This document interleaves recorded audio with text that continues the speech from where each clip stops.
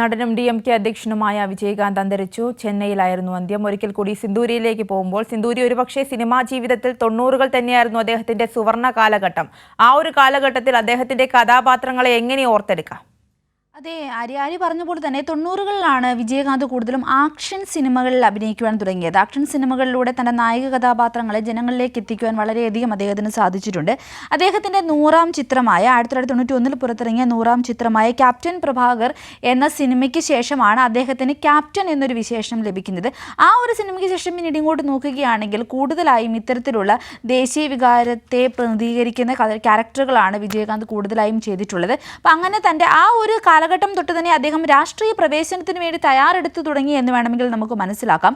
ആ ഒരു രാഷ്ട്രീയ പ്രവേശനം ലക്ഷ്യം വെച്ചുകൊണ്ടുള്ള പല സിനിമകളും അദ്ദേഹം അഭിനയിച്ചിട്ടുണ്ട്. അപ്പോൾ അതിൽ ചിലതൊക്കെ നമ്മളിപ്പോൾ നോക്കുകയാണെങ്കിൽ ഇപ്പോൾ ചില സിനിമകൾ അദ്ദേഹം പാകിസ്ഥാനിലേക്ക് ഒറ്റയ്ക്ക് നുഴഞ്ഞു കയറുന്ന നായിക കഥാപാത്രത്തേക്ക് അവതരിപ്പിച്ച സിനിമകൾ നോക്കുകയാണെങ്കിൽ യാഥാർത്ഥ്യബോധവുമായി അത്രയധികം ഒന്നും ബന്ധപ്പെട്ട് കിടക്കുകയല്ല നമുക്ക് മനസ്സിലാക്കാം. പക്ഷേ തമിഴ് ജനതയെ സംബന്ധിച്ച് അത്തരത്തിലുള്ള നായിക കഥാപാത്രങ്ങളെല്ലാം തന്നെ അവരുടെ ദേശീയ വികാരത്തെ ആളി കത്തിക്കുന്നതും അവർക്ക് ഈ കഥാപാത്രത്തെ വളരെയധികം ഇഷ്ടമാവുന്നതും അങ്ങനെ ഒരു ആരാധക വൃന്ദം വളരെയധികം സൃഷ്ടിക്കപ്പെടുന്നതിനും സഹായകരമായിട്ടുണ്ട്. അപ്പോൾ അത്തരം കഥാപാത്രങ്ങളിലൂടെയാണ് വിജയകാന്ത് തമിഴകത്തിൻ്റെ ഇടനെഞ്ചിൽ കയറിപ്പറ്റിയത്.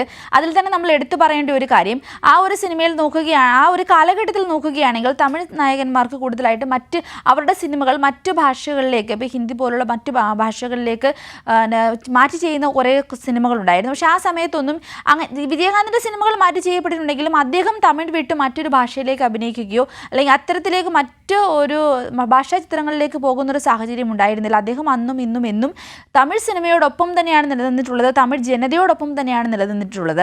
അതിൻ്റെ ഒരു 2ാം ഘട്ടം, തമിഴ് ജനതയോടുള്ള അദ്ദേഹത്തിൻ്റെ അഭിനിവേശത്തിൽ അല്ലെങ്കിൽ സ്നേഹത്തിൻ്റെ ഒരു 2ാം ഘട്ടം എന്ന നിലയിലാണ് അദ്ദേഹം രാഷ്ട്രീയത്തിലേക്ക് കാലെടുത്ത് വെച്ചിരിക്കുന്നത്. അപ്പോൾ സിനിമയും രാഷ്ട്രീയവും ഇത് രണ്ടും തമിഴ് സിനിമ ജനതയെ സംബന്ധിച്ച് വേറിട്ട കാഴ്ചകളല്ല.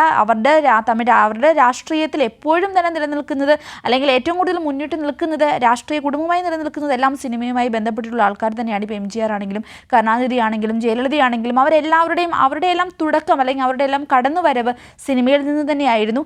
ആ ഒരു പാത തന്നെയാണ് വിജയകാന്തും പിന്തുടർന്നിരിക്കുന്നത്. അപ്പോൾ അദ്ദേഹത്തിൻ്റെ രാഷ്ട്രീയ പ്രവേശനം നിലവിൽ നോക്കുകയാണെങ്കിൽ ആ ഒരു കാലഘട്ടത്തിൽ ഇപ്പോൾ രജനീകാന്ത്, കമലഹാസൻ തുടങ്ങിയ അദ്ദേഹത്തിനോടൊപ്പം ഉണ്ടായിരുന്ന കാലഘട്ടത്തിലെ പ്രമുഖരുമായി നോക്കുകയാണെങ്കിൽ കുറച്ച് നേരത്തെ ആയിരുന്നു. ആ ഒരു രാഷ്ട്രീയ പ്രവേശനത്തിലൂടെ അദ്ദേഹം തൻ്റെ സിനിമയ്ക്ക് ഒരു ഇടവേള കൊടുക്കുകയും സിനിമയെ അവസാനിപ്പിക്കുകയും കൂടുതൽ സമയം രാഷ്ട്രീയവുമായി അല്ലെങ്കിൽ പൊതുജനങ്ങളുമായി രാഷ്ട്രീയ പ്രവർത്തനത്തിൽ ഏർപ്പെടുകയുമാണ് ചെയ്തത്. എന്നാൽ അനാരോഗ്യം അദ്ദേഹത്തെ ഒത്തിരി അങ്ങോട്ട് മുന്നോട്ട് പോകുവാൻ സാധിച്ചില്ല. പിന്നീട് അങ്ങോട്ട് അദ്ദേഹത്തിൻ്റെ പാർട്ടിയുടെ രാഷ്ട്രീയ നേതൃത്വം അദ്ദേഹത്തിൻ്റെ ഭാര്യയാണ് ഏറ്റെടുത്തത്. എങ്കിൽ കൂടിയും അനാരോഗ്യം മാറ്റി നിർത്തുകയാണെങ്കിൽ മനസ്സുകൊണ്ട് എന്നും ആ പാർട്ടിക്കൊപ്പം ആ ജനതയ്ക്കൊപ്പം നിന്ന ഒരു നേതാവിനെയാണ്, രാഷ്ട്രീയ നേതാവിനെയാണ്, സിനിമാ നടനെയാണ് തമിഴ് ലോകത്തിന് ഇപ്പോൾ നഷ്ടമായിരിക്കുന്നത്. ആര്യ, സിന്ദൂരി ഒരുപക്ഷെ സിനിമാ ജീവിതത്തിൽ ശോഭിക്കാൻ കഴിഞ്ഞതുപോലെ അദ്ദേഹത്തിന് രാഷ്ട്രീയത്തിൽ ശ്രദ്ധ ചെലുത്താൻ അല്ലെങ്കിൽ രാഷ്ട്രീയത്തിൽ ശോഭിക്കാൻ കഴിഞ്ഞില്ല എന്ന് തന്നെ വേണം മനസ്സിലാക്കാൻ. ആദ്യത്തെ ഒരു ഘട്ടം നന്നായി തന്നെ ശോഭിച്ചിരുന്നു എന്ന് വേണം നമുക്ക് മനസ്സിലാക്കാൻ. കാരണം നമുക്കതിന് പൂർണ്ണമായിട്ടും ഇല്ല, അദ്ദേഹം രാഷ്ട്രീയത്തിൽ അത്ര മികച്ച ഒരു നേട്ടമായിരുന്നില്ല എന്ന് പറയുവാൻ സാധിക്കില്ല. കാരണം ആദ്യത്തെ ഘട്ടം നല്ല രീതിയിൽ തന്നെ അദ്ദേഹം പെർഫോം ചെയ്തിരുന്നു. അതിൻ്റെ പേരിലാണ് പ്രതിപക്ഷ നേതാവായി 2 വർഷം നിലനിന്നിരുന്നു. ഈ ഒരു സാഹചര്യത്തിന് ശേഷമാണ് പിന്നീട് ഇങ്ങോട്ട്, അതായത് BJPയുമായി ഒക്കെയുള്ള സഖ്യത്തിലേക്ക് ഏർപ്പെട്ടതിന് ശേഷമാണ് വിജയകാന്തിനും വിജയകാന്തിൻ്റെ പാർട്ടിക്കും തമിഴകത്ത് അത്ര വലിയൊരു സ്വീകാര്യത കിട്ടാതെ പോയത്. കാരണം BJPയുമായി സഖ്യം ചേർന്നതിന് ശേഷം മത്സരിച്ച തെരഞ്ഞെടുപ്പിൽ ഒരു സീറ്റിൽ പോലും ആർക്കും വിജയിക്കുവാൻ സാധിക്കാത്ത രീതിയിലുള്ള ഒരു പരാജയം അവർക്ക് നേരിട്ടുകയുണ്ടായി. അത് ചില രാഷ്ട്രീയ നിലപാടുകളുടെ അല്ലെങ്കിൽ ഇത്തരത്തിലുള്ള സഖ്യം ചേരലിൻ്റെ പരിണിത ഫലമായിട്ടേ നമുക്ക് കാണുവാൻ സാധിക്കുകയുള്ളൂ.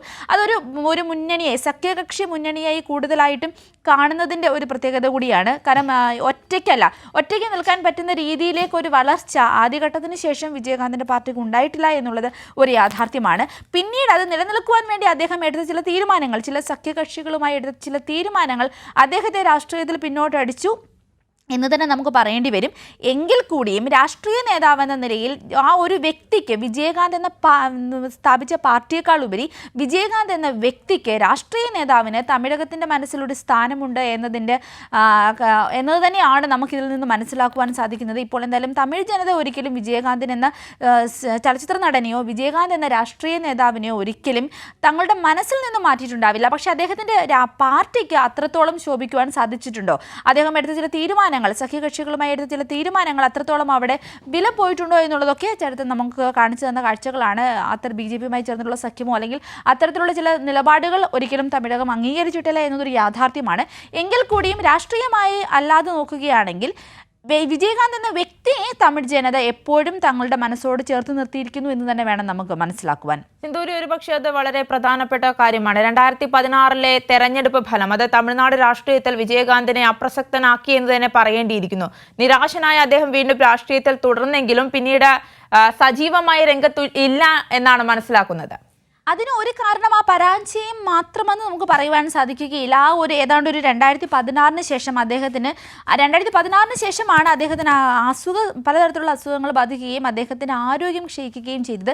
ആ ഒരു സാഹചര്യത്തിൽ പരിപൂർണമായും ഒരു സജീവ രാഷ്ട്രീയത്തിൽ നിലനിൽക്കാൻ പറ്റുന്ന ഒരു വ്യക്തിപരമായ സാഹചര്യം അദ്ദേഹത്തിന് ഉണ്ടായിരുന്നില്ല. എങ്കിൽ കൂടിയും അദ്ദേഹം ഒരിക്കലും അദ്ദേഹത്തിൻ്റെ പാർട്ടിയോ അല്ലെങ്കിൽ പാർട്ടിയുടെ വക്താക്കളെയോ ഉപേക്ഷിച്ചില്ല. അദ്ദേഹത്തിൻ്റെ ഭാര്യയാണ് അദ്ദേഹത്തിൻ്റെ അഭാവത്തിൽ ആ ഒരു പാർട്ടിയെ മുന്നോട്ട് നയിച്ചത്. അപ്പോൾ ആ ഒരു രീതിയിൽ അദ്ദേഹം അവിടെ ഉണ്ടായിരുന്നു. പക്ഷേ ഈ ഒരു അനാരോഗ്യം അദ്ദേഹത്തെ മുന്നോട്ട് പോകുവാൻ അത്ര കണ്ട് സഹായിച്ചിരുന്നില്ല എന്ന് തന്നെ വേണം നമുക്ക് മനസ്സിലാക്കുവാൻ. ഇതിനിടയ്ക്ക് പല പ്രാവശ്യം അദ്ദേഹം ആശുപത്രിയിലായി, പല പ്രാവശ്യം നമുക്കറിയാം മരിച്ചു എന്നുള്ള റിപ്പോർട്ടുകൾ വന്നിട്ടുണ്ട്. പക്ഷെ അതെല്ലാം കടന്ന് അദ്ദേഹം വീണ്ടും ജീവിതത്തിലേക്ക് തിരികെ എത്തുകയും വീണ്ടും പാർട്ടിയിൽ സജീവമാകുവാൻ ശ്രമിക്കുകയും പല തരത്തിലും തൻ്റെ വക്താക്കളെ അല്ലെങ്കിൽ തൻ്റെ പാർട്ടിയുടെ അണികളെ അഭിസംബോധന ചെയ്ത് മാധ്യമങ്ങൾക്ക് മുമ്പിലും പൊതു പരിപാടികളിലുമൊക്കെ അദ്ദേഹം വരികയും ചെയ്തിട്ടുണ്ട്. പക്ഷെ അതൊരു തുടർച്ചയായ പ്രവർത്തനങ്ങളായി കൊണ്ടുപോകാൻ അദ്ദേഹത്തിൻ്റെ അനാരോഗ്യം അദ്ദേഹത്തെ അനുവദിച്ചില്ല എന്നുള്ളതൊരു യാഥാർത്ഥ്യമാണ്. അറിയാം.